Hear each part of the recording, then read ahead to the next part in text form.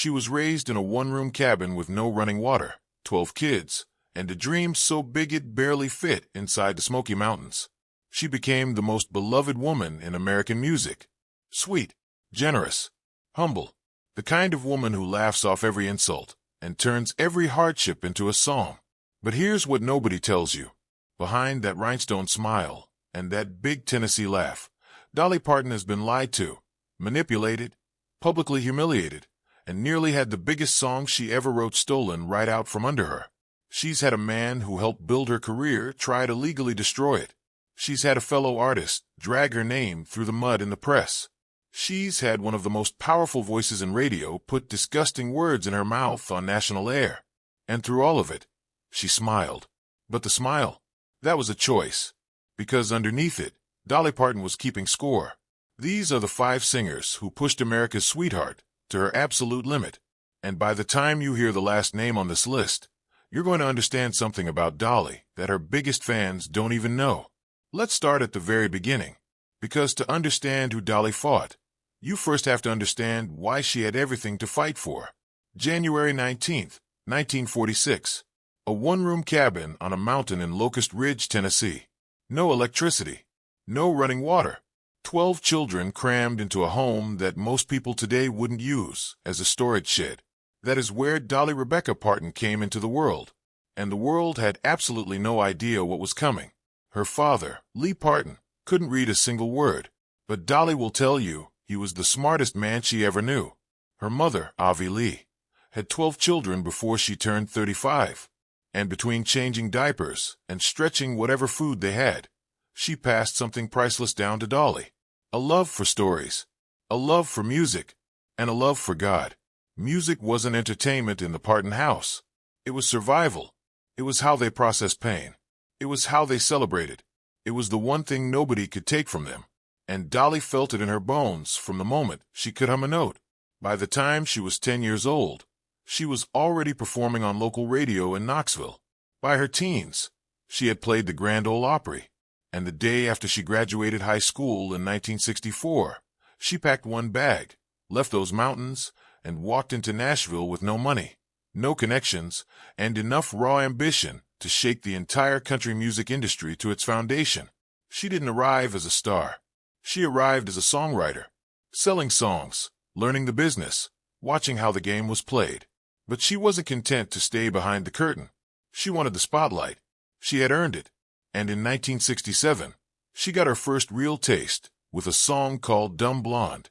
The title was ironic, because Dolly Parton was anything but. That same year, she joined a television show that would change everything, and it would also introduce her to the first man on this list. The first man who tried to own her. His name was Porter Wagoner. Before Dolly was a global icon, Porter Wagoner was country music royalty. Flashy suits, silver tongue, his own syndicated television show broadcast to millions of American homes every single week. When he chose Dolly to be his new female vocalist, replacing the beloved Norma Jean, audiences weren't exactly thrilled. People booed her, wrote her angry letters, showed up to shows hoping she'd fail. She didn't fail. She electrified every room she walked into. Their harmonies were magic. Their chemistry was real. Together, they recorded hit after hit and became one of the most beloved duos in country music history. Porter saw what Dolly could do, and for a while, that was a beautiful thing. But here's where it gets dark. Porter didn't just want to sing with Dolly. He wanted to control her. He managed her appearances. He chose their songs. He made the decisions. And for a few years, Dolly let it happen because she was grateful and because she was smart enough to know when to be patient. But Dolly Parton was never built to be someone's sidekick. The more famous she became, the more she felt the walls closing in. She started writing songs that didn't fit the Porter and Dolly mold. Songs that were personal, ambitious, different. Songs that pointed toward a future Porter couldn't see. She wanted to break free. And Porter, according to those closest to the situation, could not handle it. He had helped create her platform, and now he believed that platform belonged to him. By 1973, the tension was unbearable. In 1974, Dolly left the show. She even wrote him a song to say goodbye. That song was called I Will Always Love You. She sang it to him privately before it was ever released to the public. And legend has it, he cried. But tears can dry fast when money is involved. 5 years after Dolly walked away and built a solo career that was already rewriting music history, Porter came back. Not with an apology, not with a phone call, with lawyers. In 1979, he sued her for $3 million. Management fees, show expenses, a cut of everything she had earned since leaving. He claimed she owed him her success. Dolly was blindsided. This wasn't just a business dispute. This was a man she had trusted, a man who had meant something to her, now trying to reach into the life she had built and take a piece of it. She didn't drag him through the press. She didn't go on television and destroy him. She quietly settled, and she walked away from it carrying a wound that took years to close. She once said of that period that he just would not hear her, that they were bound together in ways that went far deeper than contracts, and that the hardest part wasn't the lawsuit. It was losing the mentor she thought he was. Time, as it always does, softened the edges. By 2002, Dolly stood on a stage and inducted Porter Wagoner into the Country Music Hall of Fame. She told the audience how much he had meant to her. And in 2007, when he was hospitalized with lung cancer, she went to see him. He died weeks later. She held a tribute concert for him at Dollywood. Not for publicity, not for the cameras, for him, for the complicated, controlling, brilliant man who helped launch her dreams, even while trying to hold them back. That is the most Dolly thing you will ever hear. But the next name on this list hits differently, because this wasn't about control. This wasn't about money. This was about a creative partnership that curdled, and a fellow artist who decided the world needed to know exactly what she thought of Dolly Parton. The year was 1987. 3 of the most powerful voices in country music finally came together to make an album the industry had been waiting years for. Dolly Parton, Linda Ronstadt, and Emmylou Harris. 3 women, 3 legends. One project called Trio. On paper, it was perfect. On paper, the album was everything fans hoped it would be. Platinum. #1 on the country charts. A Grammy. Their voices wove together in ways that made people stop whatever they were doing and just listen. Musically, it was a triumph. But inside the recording sessions, things were anything but harmonious. Dolly is famous for her speed. She walks in. She nails it. She moves on. She's disciplined. She's efficient. She treats the studio like a professional environment where time is precious. Linda Ronstadt, on the other hand, is a perfectionist of a different order. Hours on a single vocal, take after take after take, searching for something that met an internal standard that shifted constantly. Dolly held it together. She kept showing up, but behind closed doors, she confided in people close to her that working with Linda tested her patience in ways few things ever had. The first album eventually got made. The Grammy was won. The fans were happy. Then came the second attempt. In 1994, they started recording Trio 2. And this time, the cracks that had been quietly spreading since the first album started to show. Scheduling conflicts, label disputes, and a working relationship that had become strained enough that even finishing the record felt like an act of endurance. The album finally came out in 1999, 5 years after they started it. And by that point, something between Dolly and Linda had gone cold. Linda didn't stay quiet about it. In interviews, she made it very clear what she thought. She described Dolly as unreliable, said she was never on time, called her flaky, suggested that Dolly cared more about her solo career than the group effort, and that her lack of professionalism had permanently tainted what was supposed to be a joyful creative experience. Those words got back to Dolly. Dolly, who has spent her entire career building something, who has shown up for every charity, every cause, every fan, every obligation she has ever made. To be called flaky by a peer in the music industry, a peer she had made beautiful music with, stung in a way that's hard to fully describe. They have never publicly reconciled.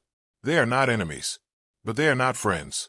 And the Trio legacy, as celebrated as it is, carries a quiet shadow that both women know is there. Now, let's talk about a moment that almost changed music history entirely. Dolly writes a song. She writes it in about an hour, sitting in her car, the melody coming to her almost faster than she can get it down. The song is personal. It is about Porter. It is about leaving. It is about love and loss, and the kind of goodbye that never really ends. She calls it I Will Always Love You. It becomes a massive hit. It defines her. And then word reaches her that Elvis Presley wants to record it. Think about what that meant in the mid-1970s. Elvis was not just a superstar. Elvis was a cultural force unlike anything that had existed before. To have Elvis cover your song was to guarantee that song would live forever. It would reach audiences in places Dolly had never even dreamed of. It would mean more money, more recognition, more legacy than she could fully comprehend. Dolly was flattered. She was excited. And then she met Colonel Tom Parker. Parker was Elvis's manager, and Parker had a rule. Any song Elvis recorded, Parker got 50% of the publishing rights. Not the recording, the publishing, the ownership of the song itself. Forever. Dolly went still. This wasn't just money. This was her song. This was I Will Always Love You.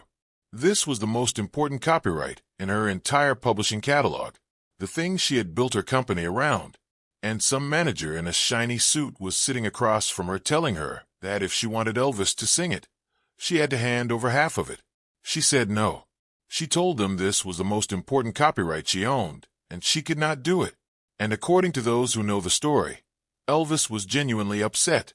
He had heard the song, and he loved it deeply. He felt the loss of not being able to record it. And somewhere in that frustration, a distance grew between him and Dolly that never fully closed before he died in 1977. Dolly has said she felt terrible about it, that she understood why he was hurt, but she also knew that if she had said yes, she would have spent the rest of her career doubting herself every time someone powerful sat across from her with their hand out. She held the line.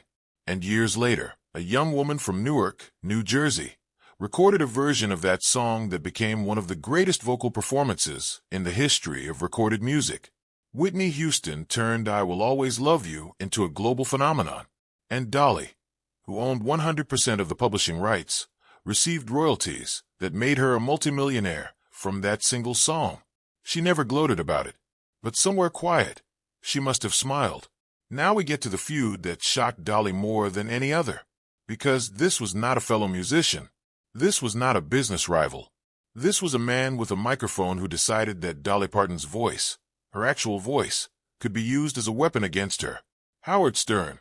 In 2008, Stern's team did something that crossed a line that most people in broadcasting wouldn't go anywhere near. They took recordings from Dolly's audiobook, her own voice, her own words, and they spliced them together. They rearranged them. They constructed a fake interview that made it sound like Dolly Parton was saying things she had never said and would never say. Racist things, vulgar things, comments about other artists, comments about her own body and personal life that were designed to shock and humiliate. They put it on national radio, and they laughed. Dolly, who almost never shows public anger, who has built a 40-year reputation on grace and kindness and rising above, issued a statement. And it was one of the most emotional public statements she has ever made. She said she had never been so shocked, hurt, and humiliated in all her life. She called what Stern had done extremely vile. She said that in a blue million years, she would never have allowed such things to come out of her mouth. And she did something she almost never does. She threatened to sue. She said if there was ever a moment where she would take someone to court, this was it. She said she was completely devastated. Her fans were furious. Country radio stations, longtime supporters, people who had loved Dolly for decades flooded every forum and comment section they could find. The backlash was enormous. Howard Stern's response? He laughed it off, said people were too sensitive, said it was just satire. He did not apologize. 15 years passed, and then, in 2023, Dolly Parton walked into Howard Stern's studio. She was promoting her rock album Rockstar, and she needed reach. She needed to go places she had never gone before. And Stern, whatever else he is, has reach. Stern was respectful. He called her a legend. He dialed back every instinct that usually defines him. But the room was not easy. And anyone watching could sense that Dolly had not forgotten. She was professional. She was gracious. And she was in complete control. She walked in on her own terms. She walked out the same way. That is the most important thing about Dolly Parton that this story keeps coming back to. She does not rage. She does not retaliate. She waits. She builds. She holds her power quietly until the moment is right. And she never lets anyone take more than she chooses to give. There is a reason this woman started with nothing and built a theme park, a publishing empire, a film career, a philanthropic legacy that has put books in the hands of hundreds of millions of children, and a musical catalog that will outlive everyone on this list combined. She was underestimated. She was controlled. She was manipulated, humiliated, criticized, and sued. And every single time, she turned it into something beautiful. The 5 people on this list thought they were dealing with a country girl from Tennessee, with a big voice and a bigger smile. What they didn't understand is that behind that smile was the sharpest mind in the room. It always was. It always will be.